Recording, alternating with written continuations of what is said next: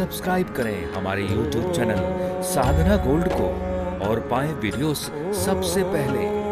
Bell icon दबाना ना भूलें। कोई भी व्यक्ति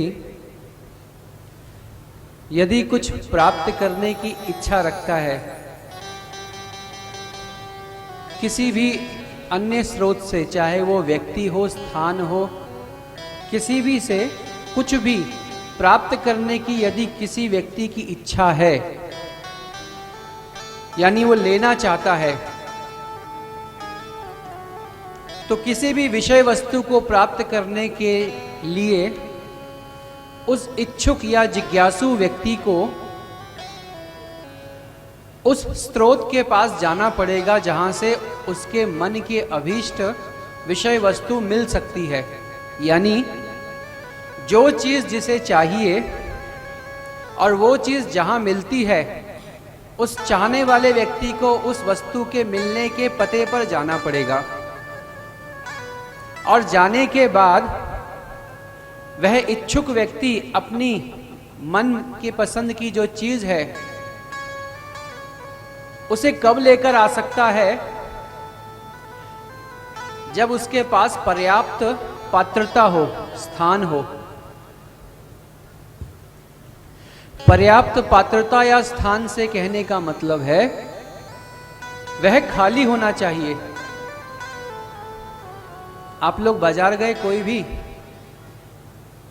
बाजार से सामान लाना है तो पहले क्या करते थे? अब तो नहीं, पहले घर से थैला ले जाते थे, लेते थे ना थैला। वो थैला यदि कोई ले गया बाजार से सामान लाने के लिए, लेकिन घर से भरा हुआ थैला ले गया, तो क्या बाजार से जो सामान लिया उस थैले में रखकर ला पाएगा? नहीं ला पाएगा। क्यों? क्योंकि उसका पात्र खाली नहीं भरा हुआ है, पहले से ही भरा हुआ है। इसी प्रकार भगवत चरण अनुराग, भगवान का प्रेम, साक्षात्कार, उनका दर्शन जो समस्त सुखों को देने वाला है, यो वही भूमा तत्सुखम, ये शास्त्र ने कहा कि हम उस सुख की कामना करते हैं। किस सुख की कामना? जिस सुख को मिलने के उपरांत अत्यांतिक क्लेश निवृत्ति हो जाए, दुख हमेशा के लिए खत्म हो जाए, आनंद हृदय में आ जाए, जीव सुखी अनुभव करे। तो उस सुख की प्राप्ति के लिए भगवान के चरणों का, भगवान का दर्शन होना आवश्यक है, भगवत कृपा। लेकिन ये होगी कैसे? वही नियम इस पे भी लागू होता है। जब हमारे पास एक खाली पात्र होगा तभी होगा।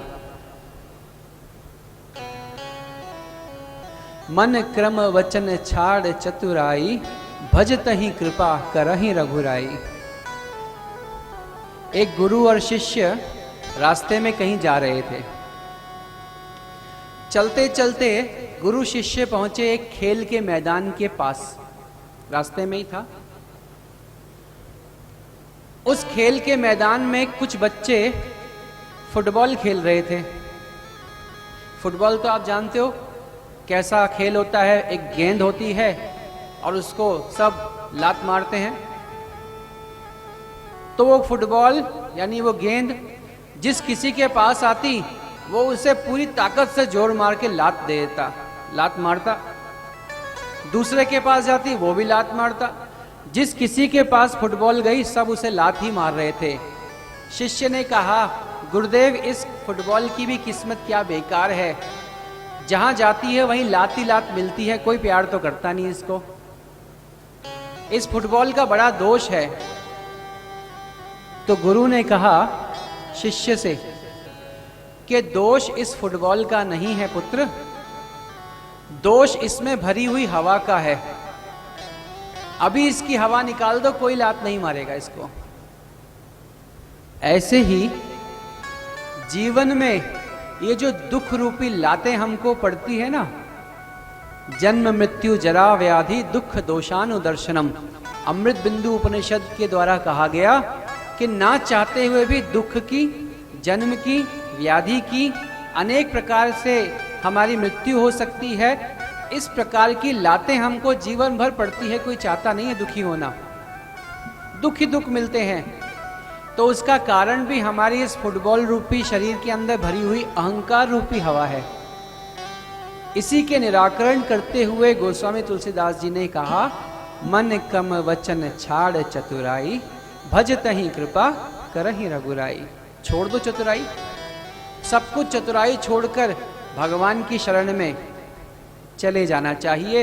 ये चतुराई छोड़ने का मतलब ही है हमारा जो ज्ञान है, हमारा जो बल है, जो कुल है, जिस भी प्रकार का पौरुष है, बुद्धि है, चित्त है, या फिर हमारे पास धन है, जन है, कुछ भी है, हम कितने बड़े पढ़े लिखे विद्वान हैं, विद्वत्ता, ज्ञानाभिमान, जनाभिमान, बलाभिमान, अनेक प्रकार के अभिमान रूपी जो सामान इकट्ठा किया है, उसे खाली कर दो। खाली करके भगवान के चरणों में चले जाएं, तभी तो कुछ दे पाएंगे ठाकुर जी। जब ये बात कही गई कि खाली करके जाओ तो ही कुछ दे पाएंगे, तो प्रश्न कर गया, ये प्रश्न उठ गया कि भगवान क्या इतने निर्दयी हैं, वो हमारा सब कुछ खाली कराने के बाद ही हमें कृपा करेंगे? आप तो साहब कहते हो कि भगवान अकारण करुणा वरुणालय है, बिना कारण के, बिन कारण रघुनाथ दयाला। बिना कारण के कृपा करते हैं, और यहां तो आप कारण दे रहे हो। कारण दिया आपने कि पहले खाली करो फिर भगवान कृपा करेंगे।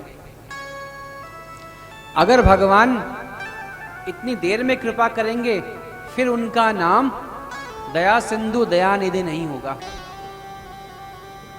उनकी तो आदत है ना कृपा करने की। बिंदु जी कहते हैं, कृपा की ना होती जो आदत तुम्हारी, तो सुनी ही रहती अदालत तुम्हारी। अगर आप बिना कारण कृपा नहीं करते तो आपकी पेशी अदालत में हम जैसे गरीब कहां आते। आप तो दया करते हो, हमें भरोसा है।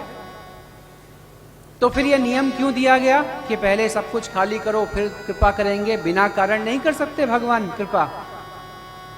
तो इसका उत्तर है, भगवान को कोई आवश्यकता नहीं है कि आप कैसे उनके पास जा रहे हो। ये हमारी ही आवश्यकता है कि हम खाली होके जाएं। क्यों? उन भगवान की कृपा सब पे अकारण ही हो रही है, होती नहीं है, हो रही है। मान लीजिए अगर बाहर वर्षा हो जाए, वर्षा हो जाए और वर्षा का जल पूरे क्षेत्र में समान रूप से गिरता है, तो बाहर वर्षा हो रही थी, वर्षा का जल गिर रहा था, 2 घड़े मटके रखे हुए थे, उनमें से एक मटका भर गया पानी से और एक मटका नहीं भरा। तो जो मटका खाली रह गया, क्या इसमें वर्षा का दोष है? क्या वर्षा का जल उस मटके से द्वेष रखता था कि नहीं, इस मटके से मेरा प्रेम है, यह मटका मेरा प्रिय है, तो इसे भर दूंगा, और दूसरा मटका मुझे पसंद नहीं है, उसे नहीं भरूंगा? ऐसा तो कोई गुण वर्षा के जल में नहीं होता। वर्षा तो बरस रही है, समान रूप से सबके लिए है, तो वो दूसरा घड़ा क्यों नहीं भरा?